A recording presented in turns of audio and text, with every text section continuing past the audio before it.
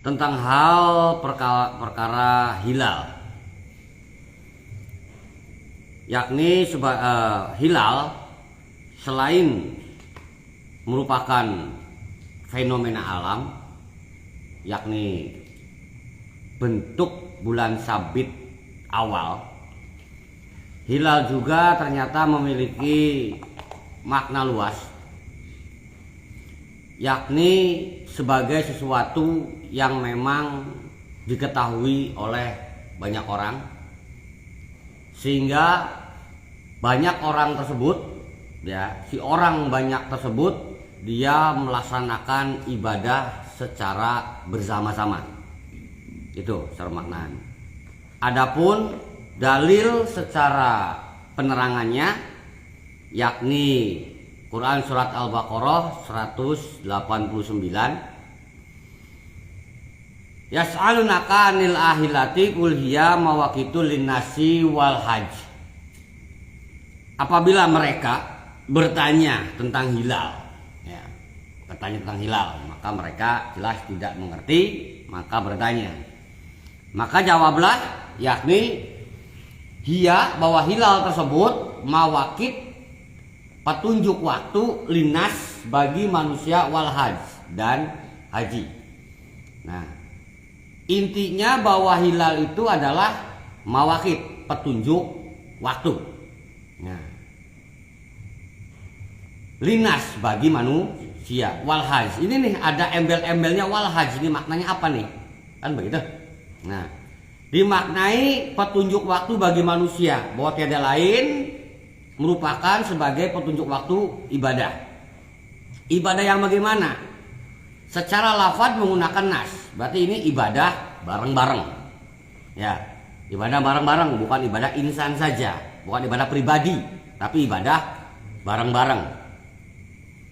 Wal hajj, jika mengacu kepada ibadah haji, oke, nggak masalah, karena tafsir juga mengatakan petunjuk waktu bagi ibadah haji. Toh kita sudah tahu, nggak ada informasi pun sudah tahu bahwa yang namanya ibadah haji mah bulan haji. Tapi kenapa masih dijelaskan wal hajj? Benar. Ini mengandung pemaknaan bahwa ibadah secara bersama-sama, wal hajj ini harus mayoritas. Ya, dalam suatu waktu yang memang harus kompak, harus bareng-bareng. Ya. Contoh misalkan dimaknai dengan wal hajj, Allah Subhanahu wa taala menggunakan kata hajj atau haji. Mungkinkah saat wukuf yang duluan silahkan, saya mantar belakangan aja? Apa mungkin begitu? Wukuf Arafah? Nggak mungkin kan? Pasti bareng-bareng. Benar? Ya, pasti bareng-bareng. Juga saatnya ke Mina, saatnya ke Musdalifah, saatnya Safa Marwah, itu kan waktunya bareng. Ya, waktunya ada, petunjuk waktunya jelas, dan dilaksanakan secara bersama-sama. Nah, inilah hilal. Jadi hilal selain sebagai sesuatu petunjuk waktu, ya, bagi manusia melaksanakan ibadah, juga bahwa ibadah yang diawali dengan hilal tersebut merupakan ibadah bersama yang waktunya adalah bersamaan. Nah, lantas bagaimana nih fenomenanya dengan kita nih? Ya, dengan masyarakat Indonesia, bahkan masyarakat dunia. Kalau masyarakat dunia kejauhan. Masyarakat Indonesia aja, yang puasanya awalnya beda-beda. Ada yang lebih dulu 4 hari dari pemerintah, ada yang lebih dulu 3 hari dengan pemerintah. Ya, bahkan ada yang maksa ikut Islam pemerintah katanya. Ya, ada juga yang memang golongan yang belakangan. Ya, ada golongan yang 29 hari, ada golongan yang 30 hari. Itu gimana urusannya? Ya, inilah dari amanat ini, Al-Baqarah 189 ini, bahwa hilal itu adalah mawaqitul linnasi wal hajj, petunjuk waktu bagi kita semua manusia dalam hal beribadah, mungkin dengan golongannya masing-masing, dengan mazhabnya masing-masing, kan begitu? Ya, juga mungkin dengan torekotnya masing-masing, wal hajj. Nah, haruslah kompak tuh di situ tuh, ya, sehingga perintahnya secara puasa, ya, dimaknai famang syahida minkumus sahra falyasum. Apabila engkau melihat yakni hilal atau mendapati atau berada di negeri tempat tinggal, ya, menyaksikan munculnya hilal dan kita berada, dalam hal ini adalah kasus sebulan puasa, kita berada di bulan Ramadan, bulan puasa, maka kita berpuasa. Jelas ya?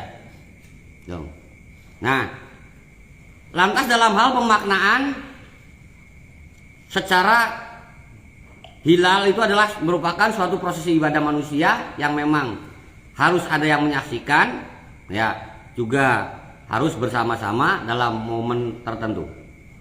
Dimaknai juga secara arti lain, yakni salah satunya adalah An-Nahl 115 tentang hal hewan sembelihan. Ya. Dimaknai wa ma uhilla li ghairillahi bih. Haram hukumnya yakni apa-apa yang disembelih dengan menyebut nama selain Allah. Nah, dalam hal prosesi menyembelihan, ya, mungkin enggak nih kita nyuruh seseorang menyembelih hewan sembelihan yang memang dia bukan ahlinya? Nggak mungkin kan? Ya, sekalipun dia ahlinya, Muslim enggak nih? Kan begitu. Muslim enggak nih? Maka harus Muslim. Setidaknya ada persaksian dia ke Allah, walaupun kita tidak menyaksikan menyembelihnya. Mungkin kita sibuk di dapur mungkin. Ya, udah, tolong sembelihkan ayam atau kambing saya. Percaya kan? Karena dia Muslim. Ya.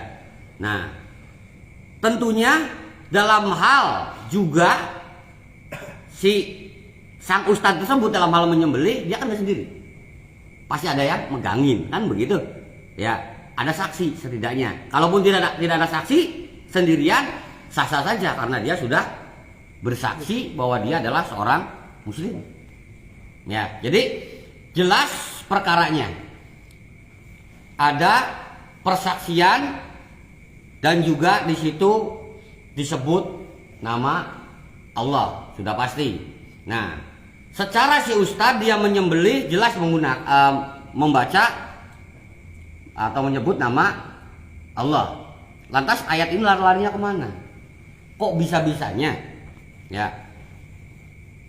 mendapati bahwa haram hukumnya yakni kita menyembelih hewan sembelihan yang sudah disyariatkan oleh agama tapi tidak menyebut nama Allah.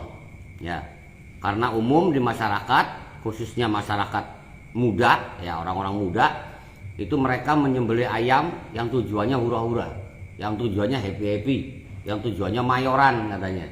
Jadi tidak ada sama sekali keniatan ibadahnya. Ya, sehingga sekalipun dibacai dengan bismillahirrahmanirrahim, tapi yang ada adalah keniatan untuk hura-hura, senang-senang. Ya, maka itu bisa dimaknai bukan menggunakan nama Allah, tapi nama atas dia sendiri, atas hawa nafsunya karena pengen senang-senang atau pesta-pesta atau mungkin gengsi, bisa jadi kan, gengsi. Ya, baru beli motor aja selamatannya ayam 2, ntar gua beli motor selamatannya kambing, gua kan lebih kaya, no, kan. Nah ini tuh, jadi sudah bukan lillah lagi nih, sudah bukan billah lagi. Nah, jadi pemaknaan tentang hal hilal yang pertama adalah petunjuk waktu bagi manusia beribadah yang jelas awalnya, ya, juga dilaksanakan bareng-bareng dan diakhiri bareng-bareng. Itu hilal tuh. Ya.